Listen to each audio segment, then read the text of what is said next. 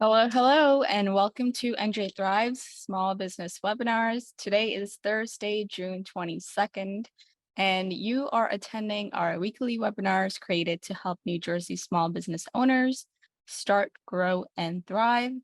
If you're new here, welcome.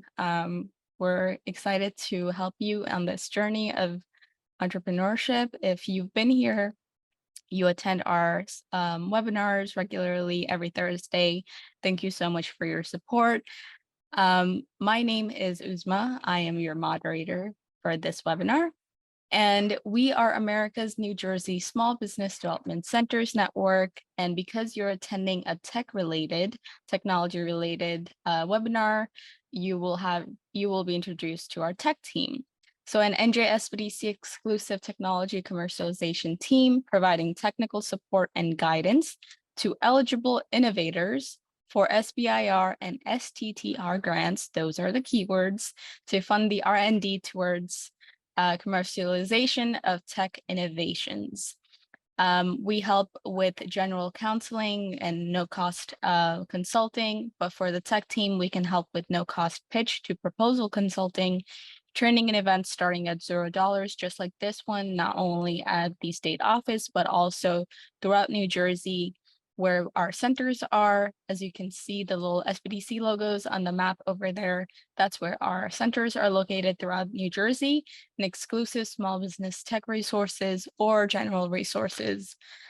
If you'd like to learn more just about our organization, go to njsbdc.com. But if you'd like to learn specifically about the tech team, go to njsbdc.com/tech team. If you'd like to share and network with other attendees, please feel free to share what your small business is about, what you do, any products, services. If you have any socials, contact information like website, please feel free to share. You never know, you might find an investor, a supporter, a friend, and that's always a good thing. Extra support always helps.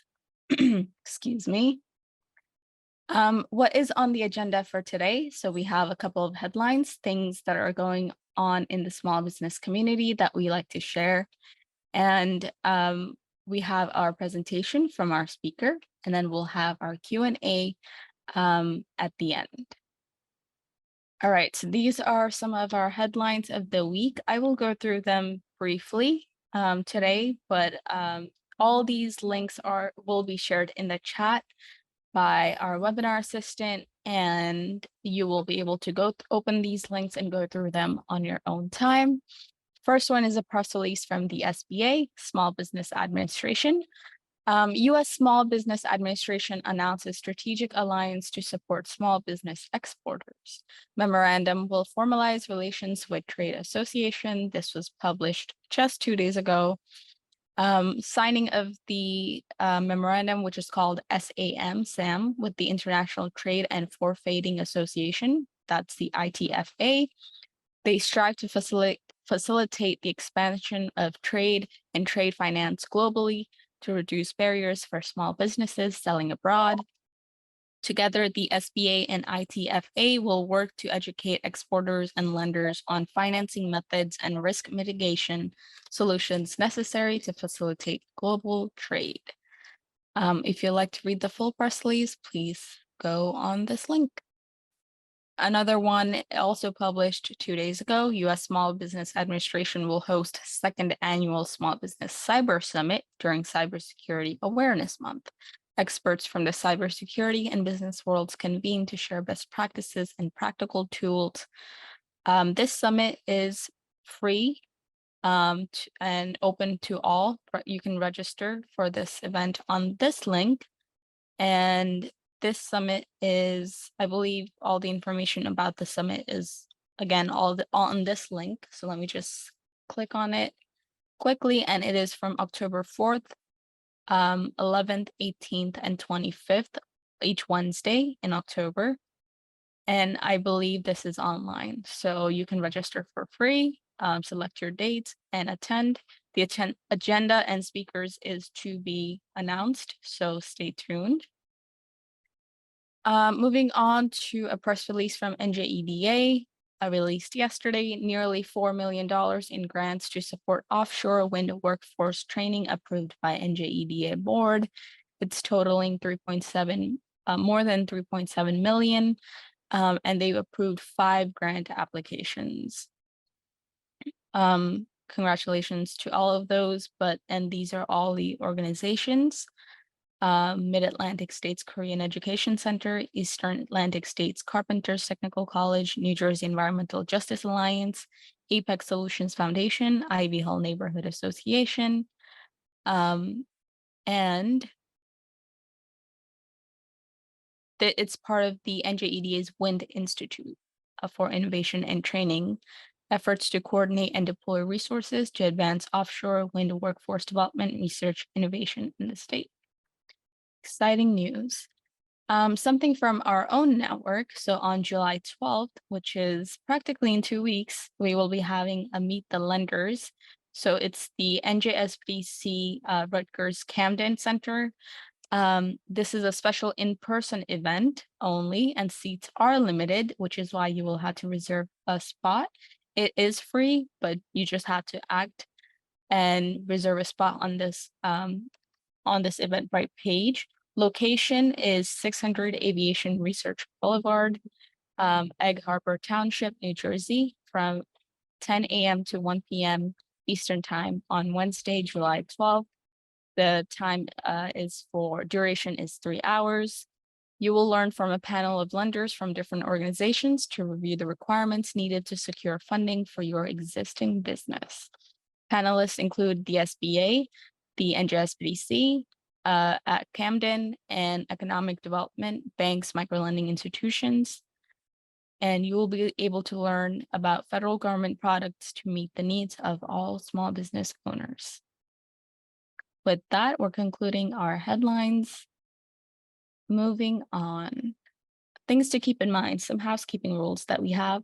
If you have any questions that you would like to be your questions to be addressed during our session after the presentation, please put them in the Q&A box, and there's also a chat box. If you put anything in the chat, it might get lost, and that's why we encourage you to put them in the Q&A so we can address them directly. And we'll have the slides available to you only if you complete a 3-minute survey, and those slides will be available via link as soon as you submit that survey. This is the webinar that you're attending today is the 5th part of the tech series that we've been having. All these 4 webinars are available on our website that will also be shared in the chat. Today, we're having a practical guide to SBIR STTR research for small businesses.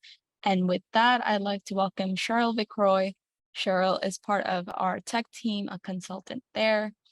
And we have a lot of useful and valuable information to share with you. So Cheryl, welcome, and go ahead and share your screen. Thank you for being here with us today. Thank you so much. It is a pleasure to be here again in this continuing series. And you should be able to see my presentation at this point. So I am not able to, Cheryl. Okay, let me go back and see what's going on.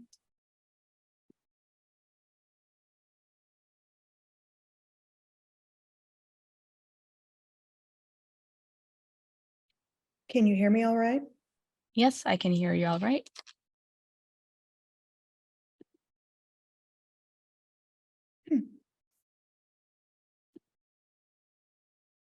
Okay. On my Zoom, I don't have the ability, as we did this in practice.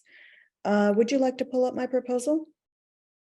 Yes, let's do that. My presentation, sorry. Yep, let's do that. So Glory Mary, if you can, Yeah. Thank you. To our audience, another day of technical difficulties. Please wait with us, bear with us. And in a short moment, we'll get started.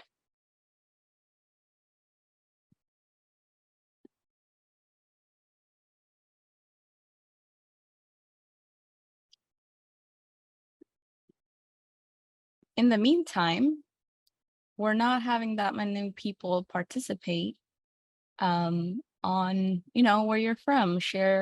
I think people are afraid to share where they're from or what they're doing as businesses. So I would like to know, just let us know what you do as your small business, what you need help with, or anything else if this is your first time attending, all that good stuff. We're nosy like that, or I'm nosy like that. I would love to know.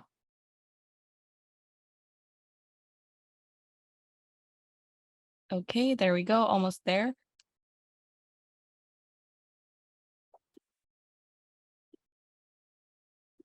Can you see the screen? Yes. Cheryl, does that work for you? I can see the screen, yes. Perfect. Thank you. So welcome everyone again, and thank you for spending your lunchtime with me. This is yet another in the Tech Team series of webinars focused specifically on STTR, SBIR, STTR. And today what I'd like to do is give an introduction to the very practical approaches to conducting research via phase 1 and phase 2 SBIR, STTR proposals. If you can go to the next slide, that would be great. Many of you have seen me before, and I consider myself a professor of practice, which means although I'm not a tenured professor, I do a lot of teaching and training, and I have a very broad background in this realm that includes not only industry for the first half of my career, but also having literally been a small business entrepreneur on several occasions, leading 2 small businesses, one in ag biotech area and the other in software development.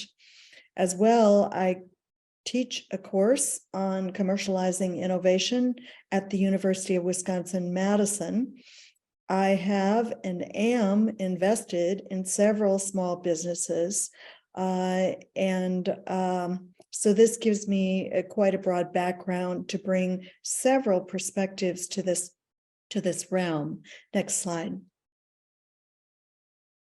Today, we will have an agenda regarding focused on the research part of your proposal mainly. We'll start with looking at the difference between agency missions. We'll give a little nod towards which problem are you solving and for whom, which we discussed in some level of detail last time we met. What is the state of art in your realm? How do you use preliminary data to convince your reviewers that your idea has potential? And then we get to the meat of scoping your work plan that you wish to propose that the federal agencies will fund.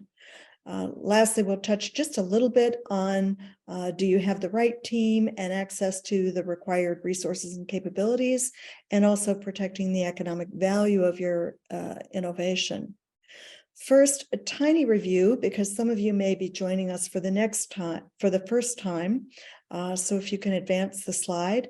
I'd like to talk just a little bit about SBIR, STTR in general. This time I've highlighted the word research, which is the R at the end of the acronym in both SBIR and STTR, because we're focusing on the research elements today. But you probably remember that you do need to be, in fact, a small business in order to apply for this type of funding.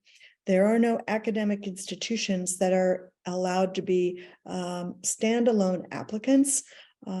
It does need to be a small business. This realm focuses on funding things that are high risk and are very innovative, so sort of at the cutting edge of the research in your field.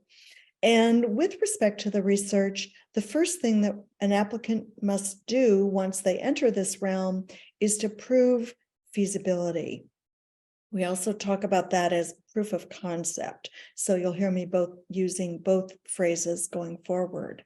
Now, there are 2 flavors, one in which SBIR, the applicant stands alone, and the other STTR, in which the applicant does have a partner institution, often an academic institution, although it may also be a federal lab and various other things. And what will define whether or not which realm you are best to be in is the level of resources and capabilities that you need to bring to bear on that proof of feasibility. Next slide, please. For a small business, there are several reasons to pursue this type of funding. First of all, many applicants literally want to develop new products and services. They don't want to do research merely for the goal of doing research. They want to see their ideas come to fruition in the commercial realm.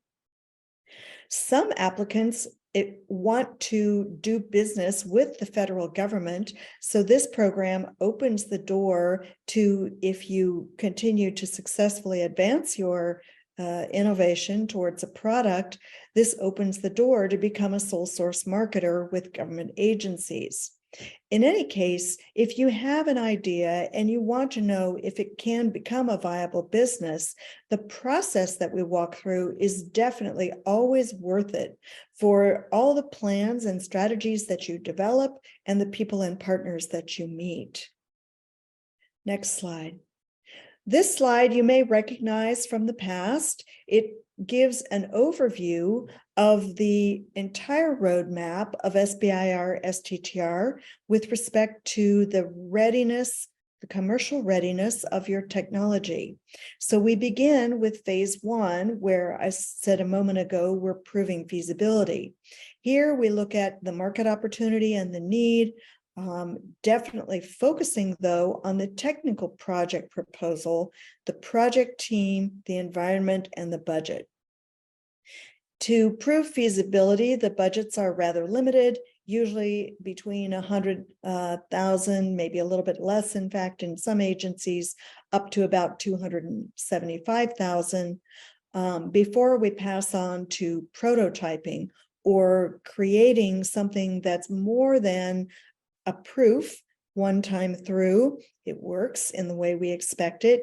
Here, we're creating robustness in the technology, making it optimized to the degree that we can, doing additional research to make it more commercially ready. And in this case, your commercialization plan must also be more robust. Thirdly, we work on launching into the market, which is a long ways from what we're going to talk about today. So I'll just mention it here, but we won't really talk about that right now. On the next slide, one of the key things that I'm going to review from last time, but not touch on in great detail, and I will come back and do more work on this in July next month, is do you have a compelling story? We ask the question, there's an important problem. Who is it important to, and why is it important? We acknowledge that the current solutions are inadequate for various reasons and need to know what are the alternatives and what are their shortcomings. Obviously, because of the letter I in this realm, your approach must be innovative. So the applicant needs to describe what is the approach and how is it different from other things that are out there. And lastly, we look to see, is there a viable commercial opportunity? What is the product? Who might be the target customer? And why are you, as the applicant, uniquely suited to win in both obtaining federal funding for your project, but also in the marketplace? Now, the rest of the material from here on out is new material. So if we move to the next slide, I captured here something hot off the press. I was actually at the National SBIR STTR conference yesterday and the day before in National Harbor, Maryland. And each of the agencies I've noticed have made like a one-pager about their missions, their programs, etc. We can find this online. But I grabbed from those the various mission examples from each of the agencies, because one of the key early questions is where to apply. There is some crossover here. I'm not going to read these to you, but these are some 7 or so examples of the different federal agencies, giving you a little preview of what they want from you in terms of the partnership. They have missions that they need to execute on, and some of them might be a better fit for you than others based on the technology that you're offering. It's also true that an applicant can apply to more than one agency and literally be funded by more than one agency. We might talk about some examples of that going forward, but that's often the case, for example, with NSF, who really prefers platform technologies. And if you have a health-related technology, the National Institutes of Health, or NIH, who prefers to look at specific disease cases. So a brief introduction to mission examples, and we'll touch on that again as we move forward. The next slide shows a little bit less cluttered detail about the timelines and the budgets for the various phases. So again, phase 1 is proof of concept. In this case, the scope of the work will be done in a period extending from 6 to 12 months. And I noticed that this updates a little bit the earlier slide. Some agencies actually begin with funding as low as $50,000, and some also go a little bit higher than in the earlier slide, up to $294,000. So again, proof of concept or feasibility is the focus for phase 1, whereas all the rest of the development will occur in phase 2 and beyond. If we go to the next slide, I want to now drill down. We've taken kind of the flyover look, talked about the market and so on and so forth. But if we drill down very specifically to the research strategy, or that's sometimes called the work plan, depending upon which agency you're applying to. Here, this is really the most important crucial aspects of your entire phase 1 application. And we could argue even your phase 2 application is very, very crucial. This must be constructed in a way that the agency knows what it is that you want them to fund. And literally, this drives almost all of the other auxiliary documents that you prepare to accompany your research strategy or your work plan. Why? Well, because this is the heart of your proposal, and everything else must be aligned with this, make sense in accordance to the time that you propose to conduct the work in, and the budget that you're asking for, and so on and so forth. The scope of work is essentially the work that you want the agency to fund, or the agencies often refer to it as the project. Your business might be much larger than this, and your business may have several other additional problems that it may be able to successfully address. But each agency, because of their specific missions, they merely want you to tell them about this project so that they can evaluate whether or not it's a good fit for them to fund. So we focus in on the scope of work. The scope of work has to be an extension of what is known as the preliminary data. And that can be work that you have done so far, your own work, bringing either at an academic institution, or maybe if you already have an existing small business, it can be something that you have done so far, and you need to show that in your proposal. It may also be the work of others that can be cited through references, citations, and so on and so forth. The whole goal of including preliminary data is to convince the reviewers that you're able to build logically on your proposal that's doable by your team in your situation and your circumstances, that it's very high risk because it's early stage, but that it's building forward in some kind of methodical way based on accepted methods, approaches, and so on and so forth. The work plan itself is exactly what you propose to do in this funded project. We often start with an overall goal statement, which is kind of a larger description of what it is that you're trying to accomplish.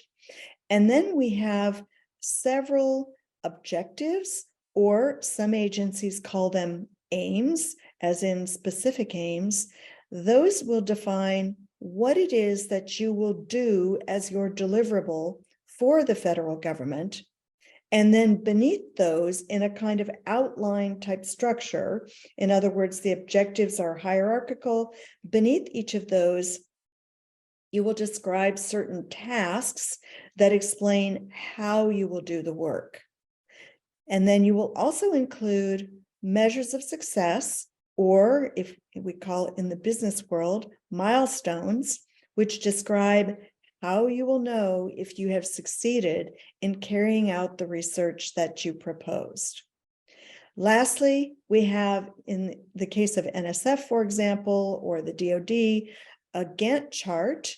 NIH refers to this as a work plan, but essentially it's a graphic that shows over the top, we show the time, months going by, month 1, month 2, etc. Down the side, the listing of the objectives and or the tasks. And we need that to accompany the text and to show visually what it is that you're doing. These things need to be synergistic. If you say in your objectives, objective 1, you're going to do thus and so, that shows up exactly the same in your Gantt chart or your work plan. So that is the big picture view of what goes into the research strategy or the work plan. Let's now talk about how we get there. If we go to the next slide, I am a big fan of outlining. Many people, when they go to write something, especially a proposal, they sort of want to start with the background and sort of prime the pump, leading themselves to get, in the writing mode and to kind of create a starting point that they can work from. That you may want to do that, but I have found over and over again in the 23 years that I've been working in this realm that it's much better to start with an outline. Why? Because you probably will find that your scope will change. I don't think I've ever come across to anyone who isn't very practiced at this, who gets the scope right the first time. Why? Well, because their applicants are often too optimistic about what they can achieve until you've worked up a budget and tried to connect that with your scope of work and see if the amount of money that you're asking for connects perfectly to the scope that you're suggesting it be funded. You actually don't know if your scope is right on or not. In the academic world, scopes are much, much, much more ambitious. And they are also, budgets are much higher. So if you're coming from the academic realm and now starting a small business, what you'll probably find is that because of the budget limits in a phase 1 proposal, you can't do near the amount of work that you'd actually like to do. So outlines are very helpful. They save you a lot of time. If you outline something and then you look at the budget, you go back to the outline and you try to work these things forward together until they're exactly meeting, you'll be right where the agencies want you to be, and you'll have a much better chance of having a successful proposal. So first, to outline your scope, you want to know the agency mission and priorities and align with them. Certainly, you need to read the solicitation and also perhaps read what the agencies have posted on their websites in order to know about a deeper dive on their missions and their priorities. But if you start there and think about what that agency wants, almost treating them mentally like thinking about them as a customer, they're not really your buyer, but they will fund your work. So they're a customer in that way. starting with the outline again is very, very helpful, because here as a business, the scope has to be completely realistic. It only has to build to proof of concept in phase 1 and then a working prototype in phase 2. What I have found too is that as applicants think through the process, they think of something else that they may have forgotten the first time through, or they think, they start doing some background research and they realize, oh, someone else has already done something somewhat like this.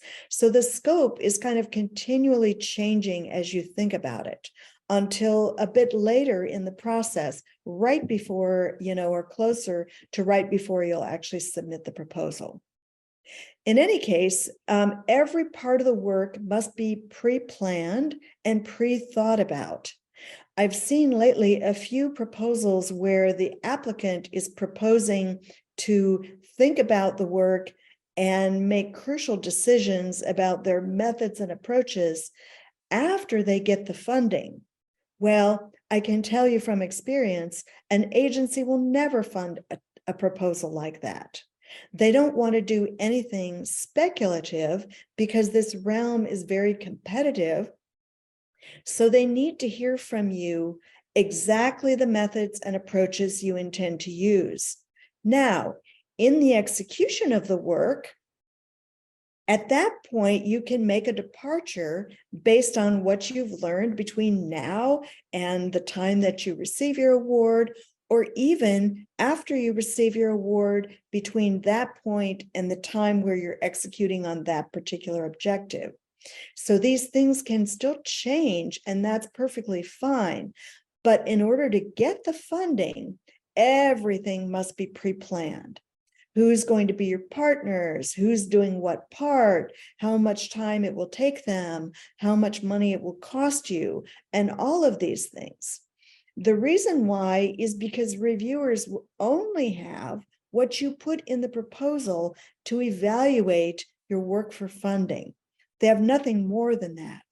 And so if you tell them you're going to think about something later on, or you're going to figure it out later on, or you're going to choose your materials later on, they're going to say, nah, we need someone who has demonstrated to us that they know how to think about this theoretical problem.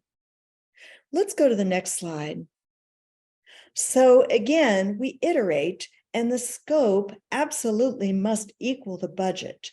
One of the main reasons why applications are rejected is because people have a very optimistic scope that is too much work for the budget that's provided. Applied research is not about shooting for the moon with a long period of performance and a huge budget. Rather, it's about building a business. And businesses must think ahead and plan every move so that they have enough money to carry them through what it is that they commit to. We need to know what is the deliverable, how will it solve a problem for an actual buyer, not in phase 1, but eventually. We need to know how much time does it really take to put your team together and get everyone pulling in the same direction, especially if they haven't worked with one another before. How much does it really cost using market rate salaries, not using grad students who are or postdocs who may be put on several projects and are often expected to be working, sort of night and day. We need to have realistic ideas about these things. And we need to consider as well, what does it cost to build out the business alongside conducting the research? As a business, you may or may not have considered, say, for example, if you're coming from an academic background, you may not have considered the overhead that goes to your university or your college or your department. However, when you think about building a business, part of that total amount of the award has to go to the business's overhead. So it may go to rent, it may go to project management expenses, such as accounting, your tax preparation, your tax return preparation, and so on and so forth, insurance for the business. These are things that are built in to the overall fee for the business, but they must be subtracted from the total, and you actually end up with maybe about 60% of your total budget, 65 or somewhere in that realm that's applied for the research. We'll talk about that again going forward, but it's crucial that the scope has to equal the budget that's allocated for the technical portion. Next slide. We want to also ensure that you have the right team members. If you propose something, you have to have the skills and capabilities among your team members to carry that out. In other words, don't propose a piece of work that you don't have the skills to do. An example might be if you propose a statistical analysis, but no one on the team has any statistical or statistician experience, that will be regarded as a negative. So think about, okay, I've defined the scope in such and such a way. Now, how must I put team members on that scope in order to make sure I can execute on it? Who goes on the payroll for the small business? And if you don't need a certain skill set or capability actually on the payroll of your business, but you need them for a small bit of the project or something very specialized, you might be able to fill those roles by consultants or contractors. Depending on how we form up your team, some of those expenses may even be a direct cost to your business and help you, reach the budget that we're talking about here. We also think about, can certain tasks be delegated to folks with lesser skill levels, such as technicians? And then we often need to also think about the PI and what are the skills of that person. It would be ideal if the principal investigator, the person managing the project, has some project management skills from a prior effort and knows how to oversee the project altogether, and also perhaps has even had federal funding in the past and been successful at executing on it. I go to the next slide, and here we talk about forming partnerships. Now, partnerships might be easier for you if you're talking about colleagues that you already know. Say, for example, if you're, again, coming out of a research institution and you have folks that are your academic colleagues, it might be easy for you to form a partnership with them and propose that they have a subaward. That's how they might begin to work with you on this project, and that's how they're compensated. And they may even be willing to write some of the proposal with you and for you, if that provides some incentive for them. But if you have never done that before and you have a very early stage small business, this might be a challenge. Why? Because people haven't heard of your business before. They don't know what you might be like. If they haven't met you before, they haven't worked with you before, they don't know about the uncertainty of the funding and whether or not, how can they plan their own business or their academic institution needs if this funding is rather far off, if it's speculative, and so on and so forth. So we consider the needs of that potential partner. In other words, it's not all about you, what you need, what you want, etc., but you have to think about how can they benefit as well. What might attract them to work with you?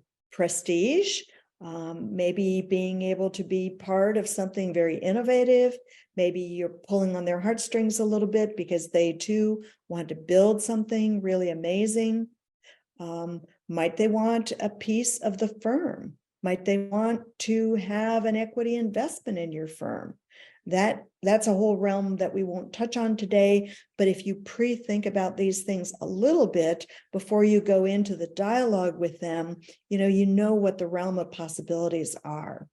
Sometimes they just want to be compensated. If you look for people who are later career and already have a well-established lab at an academic institution, sometimes they only want a very small amount of compensation, and they're willing to serve as a consultant on your project in return for, say, $3,000 or $5,000, and yet they bring a wealth of expertise and experience to your team and make it much more compelling for the federal government to fund it. Often we start with whom you know. So if you'd like to reach out to someone that you've never spoken with before, you don't know them, who can you find that maybe does know them? What intermediary could make an introduction for you? And could you get to know that person as you propose to them what you'd like them to do? This whole process can also begin by seeking the required letters of support. There are often letters of support that are required for each application, and that's a very good jumping off spot to start a conversation with someone who you may want to collaborate with, but you may not know initially. In that case, you may also need some kind of very basic pitch about your technology and your business. But please, again, don't go too far overboard with that, because you're thinking about not only your own needs, and I need to, convince someone on the other end that they should work with me. Rather, you think about it from both your point of view and the other party's point of view. Who are they? What do they want, and why? Let's move on to the next slide. Now, this one, again, circles back and is a bit of a review from the last presentation that I did. So where do we begin? Well, certainly, again, our main theme today is the scope of work. We talked about that at length. But because you also need to know how this fits in the marketplace as a small business, you want to also begin brainstorming your buying customers and know who will purchase whatever it is that you're eventually creating, the value that you're creating, whether that be a product, a service, etc. And then think about who are the most influential customers, what other stakeholders must be considered, and how do these other stakeholders benefit? Certainly in this case, the federal government would be one of your stakeholders. They want applicants who can continue on through phase 2 and phase 3 and actually out to the market. Those for them are success stories, and they really want you to be a success story. Let's move on to the next slide. So we talk about what value is being provided, what value is being delivered to that buying customer, what is the entirety of your product or service.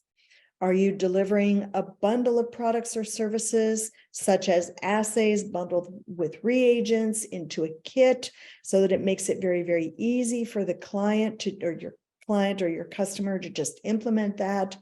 Or is it something that requires that they add on additional parts or pieces or services in order to meet the end user needs? Again, this slide was covered in detail last time, and I'll come back to it again in July's presentation. So I put it in here for review, but we won't really focus too much on that today. Likewise, the features and benefits slide is a review one.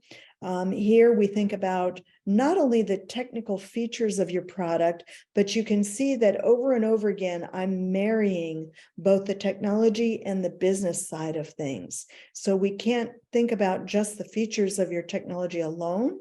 We have to think about them with reference to, who is going to benefit from those things. I have just a few more slides here, and then we'll open it up for Q&A. And I left some time today because I figured, not knowing each of you, I figured you may have some very different questions, etc. So a last review slide, sorry, I realize I have one more here, is the proposal requirements, the very next slide. And this one, I've compared and contrasted an NSF phase 1 with the NIH phase 2 outline. If you could please go to the next slide. The proposal requirement examples, thank you. And on this slide, you'll see that, again, we're marrying the needs of the technology and the business in order to move everything forward as a small business. So let's get back to the main features of today's talk, or the main topics of today's talk. The next slide is about facilities and other resources. In addition to having all the proper elements for your team, you also have to ask yourself, do you have access to the necessary facilities and resources that you need to carry out the project? The answer might be yes, but it may be no, because especially if you're a very early stage small business, you might not even have a facility. You might be wanting some of this grant funding to be paying your rent at an incubator, for example, or at an accelerator, for example, so that you have access to some of these things. Again, we think on both sides of the equation, how do you build the business? And consider if you need, for example, facilities or very specialized expensive equipment, that may really kind of put you squarely in the realm of an STTR, because otherwise, as a small business with a limited phase 1 budget, you may never be able to afford some of the things that your scope is requiring. So if you work with myself or someone else on the tech team through this whole process, we will look and see, does it make sense for you to partner with an academic institution in order to get access to some of these things you don't have, including expertise, or can you stand on your own? In any case, we ask the question, what value will you contribute? Will your small business contribute, versus what value do you need to bring to the table from others in order to give a compelling proposal? On the next slide, we also think ahead, pre-think about protecting the economic value of your innovation. Why? Well, because a business can never be disassociated from value creation. The whole point of being a business is to create value, either economic value and or value for society, societal benefit, etc. So we need to think about what is that value creation, and then how will we protect it for your business versus just letting it out as, say, for example, a basic science innovation that is let out in an open source way to share with everyone else who might want to use it. I won't speak at length with this. In fact, I'm just going to introduce these ideas today and state just a very little bit about them, because I am not an attorney and I don't have a legal background. But you probably know already that there are such things as patents, trademarks, copyrights, all kinds of things that you can use to protect your innovation. These things are not in this, in my realm of expertise, but we urge you to think about that and to talk to an attorney if you need to, because certain other competing applicants for SBIR, STTR phase 1 will have thought about this and will have some of these things to their credit. They may have one or several patents. They may have some trademarks on the names of their products that they've created in their minds, and they may be copywriting software, etc.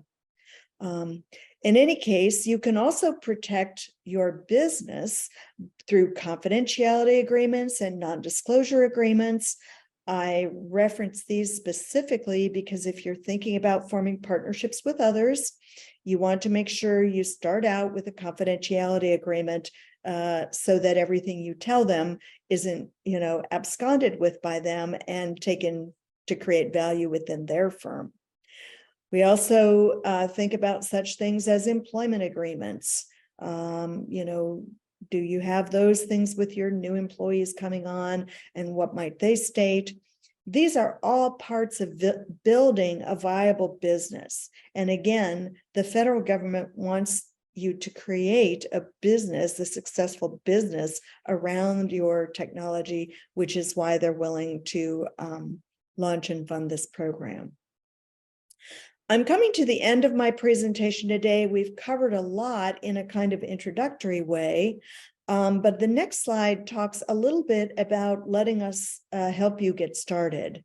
There are so many things that I've introduced today and kind of skimmed over just to prompt your questions, to be able to, help you think about the early stages, all those things there are to think about, and where do we go from here. So please, reach out. We're available for you at no cost to you.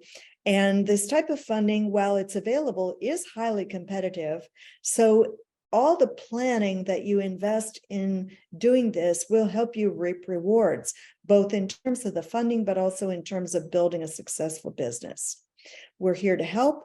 And the very last slide that I'm going to show today before we bump to the Q&A is about websites that you can also reach out to for both our tech team, but also some general tutorials that you may want to go to in order to advance your knowledge in this realm. With that, I'm going to ask, we've got several minutes left for questions, and I'm going to ask my support team to help me work through those with you. Thank you, Cheryl. Yeah, we do have a couple of questions. That was a great presentation, so I hope our audience, found value in it. So with our questions, we do have 2 questions. Hopefully, as we talk through this, there will be more. All right, so we have a question from Bhupinder, who asks, is there a funding source for generating preliminary data before applying for phase 1 funding? Thank you, Bhupinder. That's a great question. And I would say there isn't a specified funding source, but I can tell you how people go about generating preliminary data. There are usually 2 means for doing that. One is if you are coming out of academia, you can often use the preliminary data that's been generated in your academic lab as the required or necessary preliminary data for your phase 1 proposal. However, and you might remember this from the slide that I showed, it's not necessary that you yourselves generate preliminary data. You can use completely and exclusively preliminary data from others to apply for your phase 1. It just has to be a logical basis for convincing the reviewers that what you have isn't just a moonshot or something that's so far out there that it doesn't even seem like it could ever be done. So if you have limited funding and you're not affiliated with an academic institution, I would encourage you to do a literature search on the topic that you have in mind. Find out what others have done, use that as your preliminary data, those publications, those literature from published journals, etc. Use that for your preliminary data.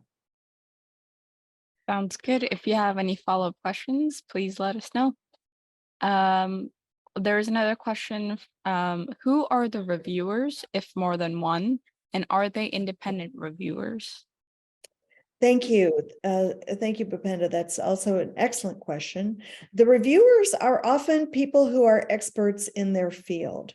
Many times they are academics, because if you can imagine yourself in this role, a brand new, newly minted professor, someone who's come out of their postdoc training and wants to have as their career, a career in academia, they need to learn how to become a reviewer. And so often those people who are already in academia in one way or another are the reviewers. However, several of the agencies do use auxiliary people who are from industry. All of the reviewers must sign confidentiality agreements and are prohibited from, taking your technology, even if it's not protected by some of these means we discussed today. I think that covers your point about whether or not they're independent, but if I have not, please elaborate again in the Q&A. We can stay on for some extra time if you'd like. Elaborate in the Q&A so that I understand what you mean about independent. Patricia would like to know, can we advise small businesses from other states? Yeah. Go ahead. Do you know the answer to that question? Yes. So there's two folds to that question. We are based in New Jersey, so we help small businesses throughout the state of New Jersey. If you and again, the SBDC program is funded by SBA, and SBDCs are situated all throughout the entire nation. So if you're, let's say, for example, if you're in California, there will be a California SBDC. If you're in Texas, there will be a Texas SBDC. Now, what I meant by the twofold, so that's the first part. The second part is, let's say if you're in California, but you have a physical small business in New Jersey, some of your team members are in New Jersey, but as a CEO or a director, you're staying in California, for example.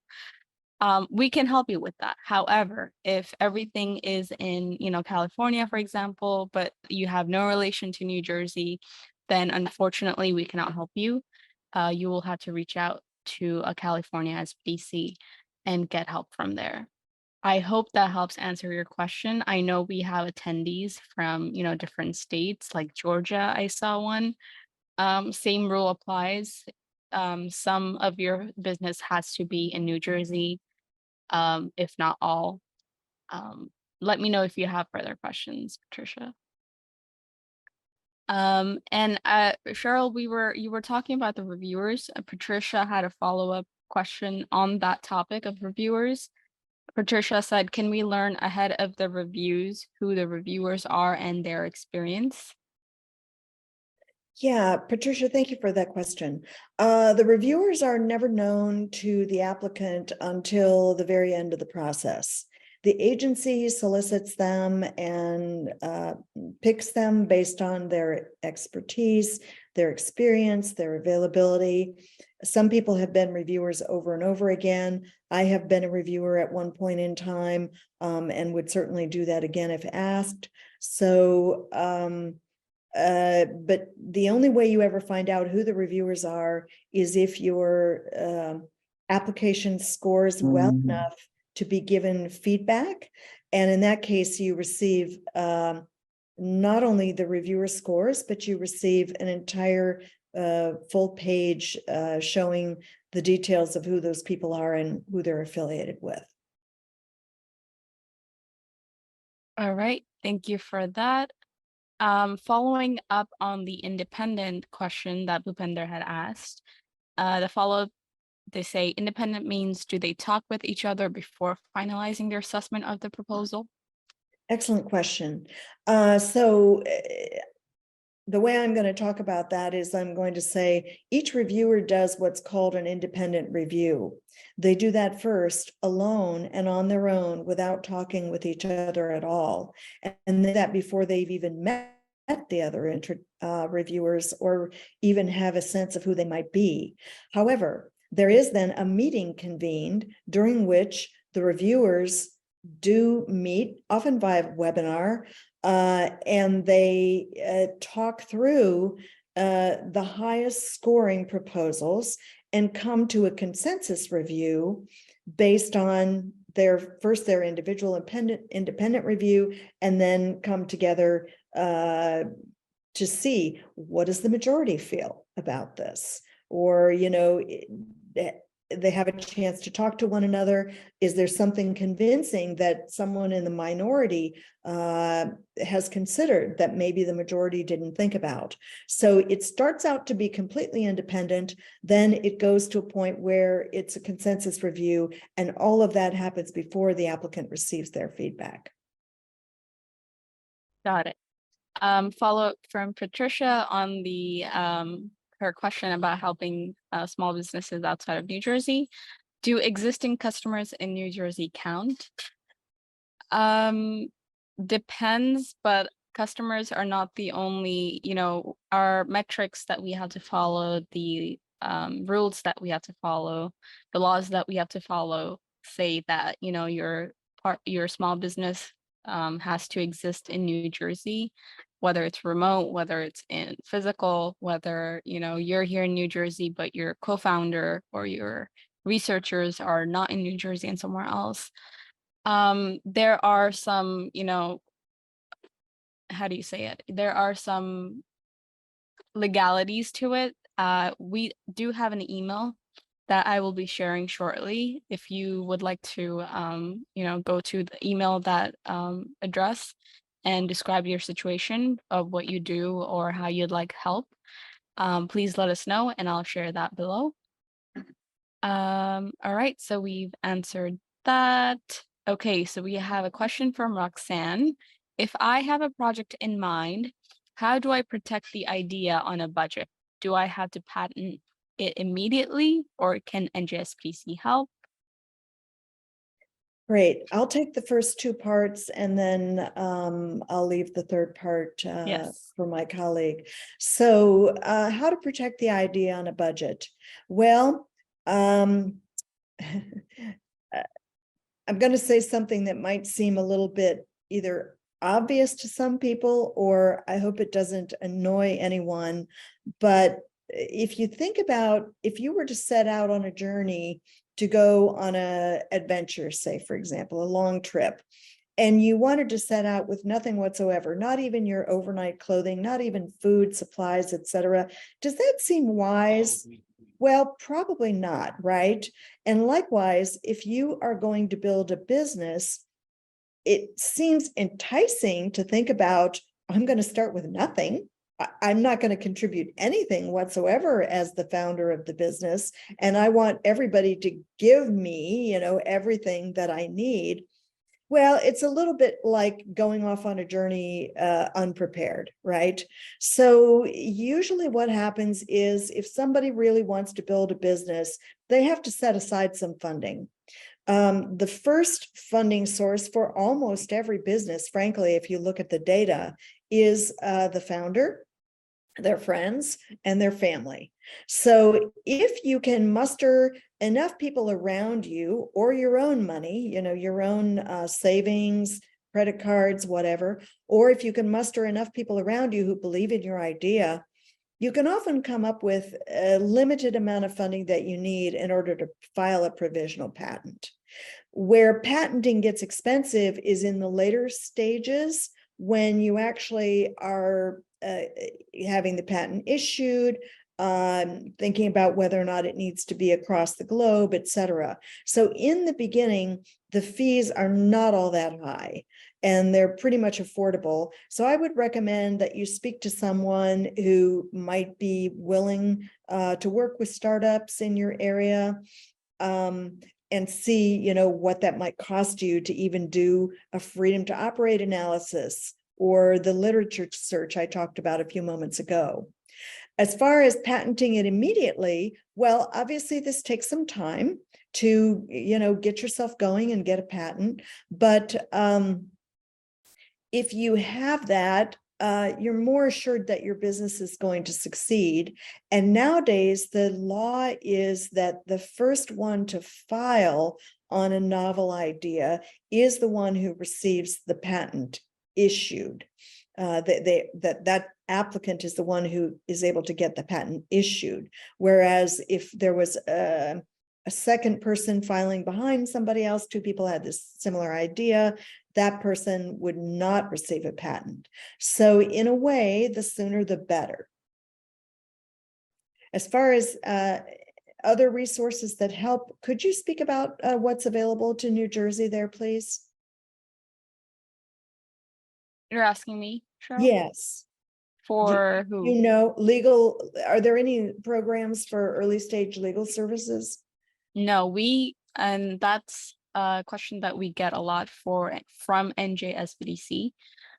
We are not allowed to, as you may know, we are not allowed to provide legal services.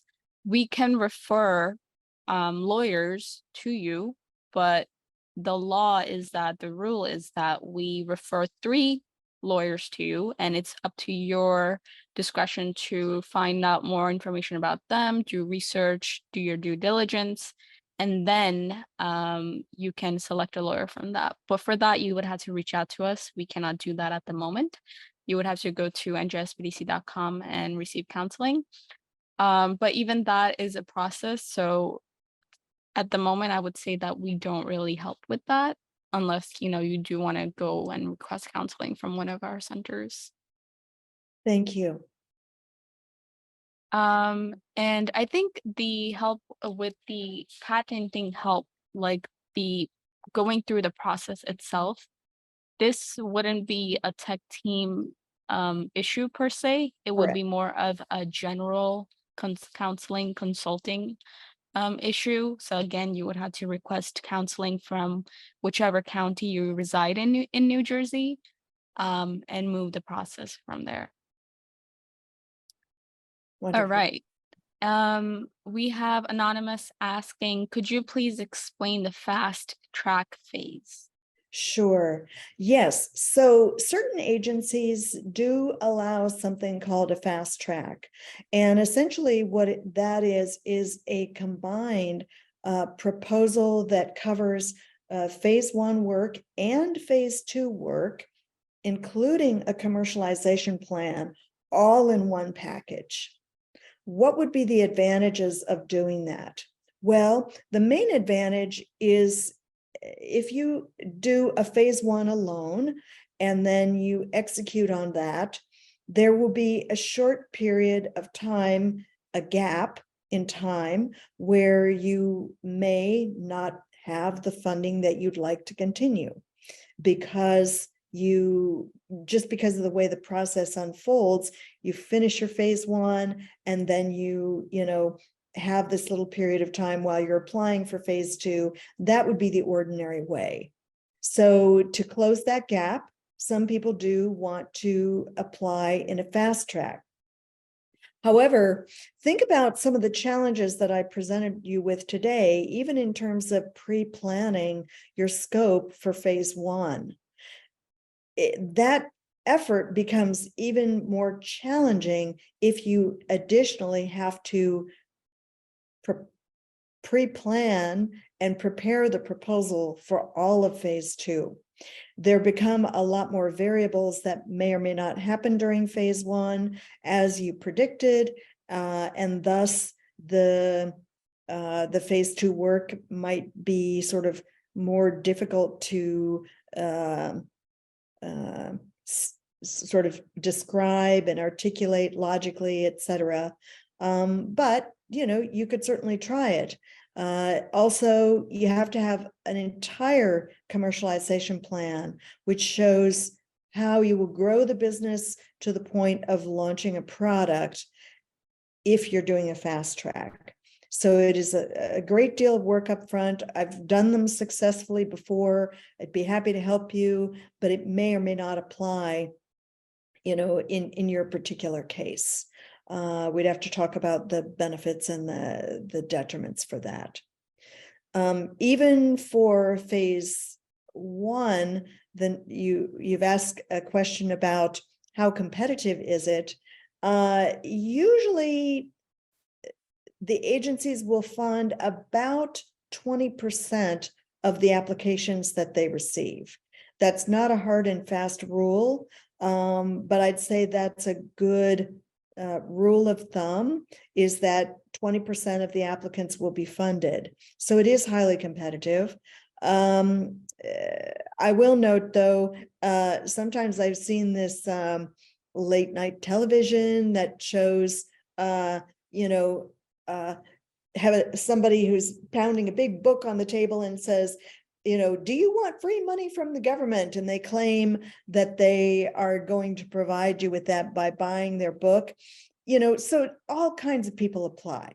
People apply who don't know how to do research. People apply who don't have the benefit of going through a seminar like this and sort of learning first how better to succeed. So it is very competitive, and hopefully my hope is that these tips will help you. Patricia, it is also possible to go direct to phase 2 with certain agencies. I made that comment before, but let me elaborate on that a little bit. So not every agency offers a fast track, and not every agency offers a direct to phase 2. It depends on the agency. I just learned this week that there's a new law in place where the Department of Education actually allows a fast track proposals now, believe it or not, which they had never done before. A common one, just in case this applies to several of you who are still on the call here, that has both fast track and direct to phase 2 is the National Institutes of Health. And they do see, several of those types of applications. All right, and that concludes our Q&A. We are well over our usual time, but there is still attendees with us. So thank you for sticking with us for this long. And thank you, Cheryl, so much for the webinars that you've been doing with us and continue to do. We always appreciate all the information that you have to share. It's my pleasure. Do you have the link for the registration, by the way, to get the counselings? Because there's a couple people asking about how to reach out. And I don't know that was on my slide.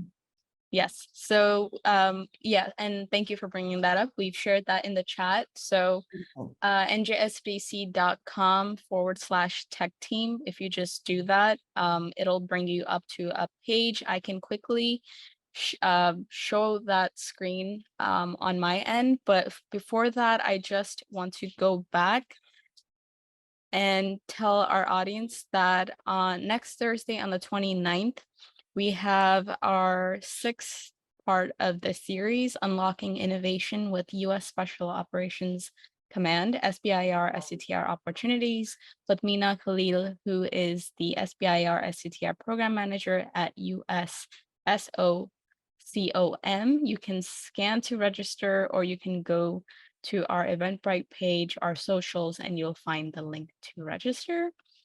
Again, njsbdc.com/tech team. And I can actually go and show it right now as we speak. If you just go NJ Thrive's YouTube, it'll take you to this page. One moment. This is our YouTube, but again, our channel is right here. If you can see my screen, all our webinars, our previous webinars are available on our YouTube channel over here. We can also go to njsbdc.com/tech team. Here you go. This is the website that we've been sharing this entire time. You can just put your email here, select a county, and request counseling. If you're wondering where you can view the previous webinars from on our website and not the YouTube channel, you can view all the upcoming events here. As you can see, these are all the previous webinars that we've done, not just from the tech series, but also just general webinars that we do, such as how to start a successful business from zero, or how artificial intelligence can transform your small business. All right, so that's our good stuff over there. With that, I'll be signing out. Thank you so much for attending, and we hope to see you next week on Thursday. Goodbye. Thanks, everybody.